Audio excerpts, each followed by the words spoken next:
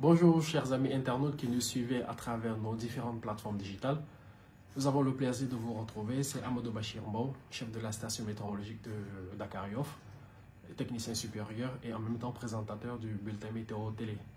Voilà, aujourd'hui nous allons vous entretenir par rapport au métier d'observateur. Bon, déjà nous allons faire une série de vidéos sur les différents métiers de la météo.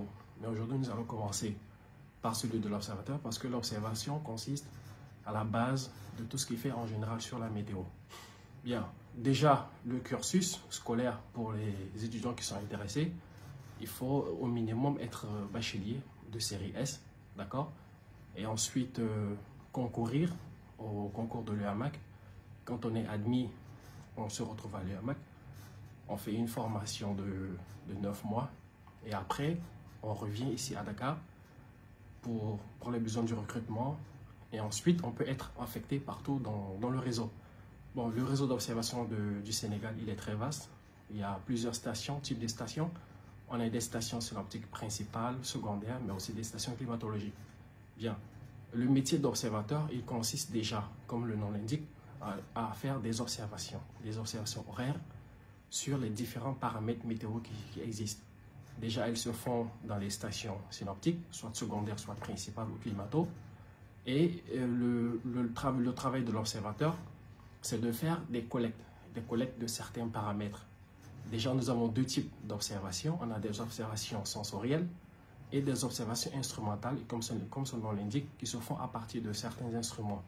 Les observations sensorielles, on a comme paramètres, on peut citer les nuages, les phénomènes, parce que tout ça, on n'a pas de machine qui nous permet de les observer. Donc, c'est la connaissance de l'observateur qui est requise. Quant aux observations instrumentales, donc il y a des instruments qui sont installés ici dans la station, que ce soit dans le bureau, que ce soit au parc d'observation. Et à l'heure de l'observation, l'observateur se rend donc au niveau du parc. Il fait la collecte de certains paramètres. Et il fait la lecture, il collecte, qu'il renseigne dans un carnet qu'on appelle un carnet d'observation. À la suite de cela, des messages sont rédigés. Donc, on passe à la rédaction du message. Après la rédaction des messages, il y a la transmission. Et après la transmission, il y a l'archivage pour les besoins des recherches après. Bien, donc c'est un métier déjà qui se fait un peu partout au Sénégal, dans toutes les stations où nous sommes installés, où nous avons des stations météorologiques. Voilà, donc aujourd'hui c'est tout. C'est juste un aperçu des différents trucs qui sont faits ici au niveau de l'observation. Et parmi les paramètres, je peux en citer quelques-uns. On peut parler déjà de la pression atmosphérique, on peut parler de la température, de l'humidité, de la direction, de la force du vent. Et tout ça rentre dans le cadre des observations instrumentales. On a cité tout à l'heure les observations sensorielles. Donc voilà grosso modo ce qui se fait ici au niveau des stations. Et après, il y a une finalité à tout ça.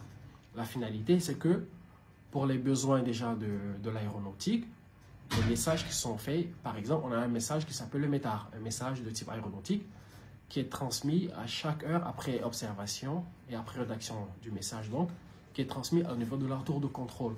Et la tour de contrôle, à son tour, transmet ce message au niveau des différents aéronefs, que ce soit en approche, au décollage ou à l'atterrissage. Et c'est un message qui est surtout destiné aux aéronefs, surtout dans les parties critiques d'un vol. Et les phases critiques d'un vol, c'est surtout le décollage et l'atterrissage.